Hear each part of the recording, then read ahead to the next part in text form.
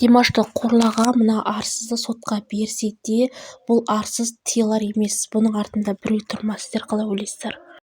Димаш Құдайберген деген алаяқ өтірікші 200 сатқын халық жауының әкесі және Димаш Құдайберген мені барып сотқа беріпті оңбағандар алаяқтар десе. Олардың былай айтқан кезде ешқандай да бір духы жоқ, бір енегі жоқ біреу болды. Бұл сорлар ше маған тікелей звондап хабарласып жекеме шығып менімен сөйлессе, мен жаңағы видеоны алып тастауым мүмкін еді, бірақ ойланып көретін едім.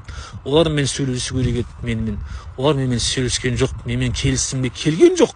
Потому что олар қорқақ. Олар дегенің духы жоқ қыздар. Олардың мамалар қыз қылып туған екеуінде. Әкесі де, шешесі де, мамасы, баласында бәрін. Себебі олар барып мені Берікті, Димаш және Димаштың әкесі барып сотқа берген. Ол дұрыс емес.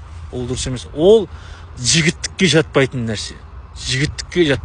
Себебі Димаш Құдайберген ол қыз, ол былай айтқан кезде ол сол үшін үйленбей жүрген сияқты менің ойымша ше. Ол Тоқаевтың құлы.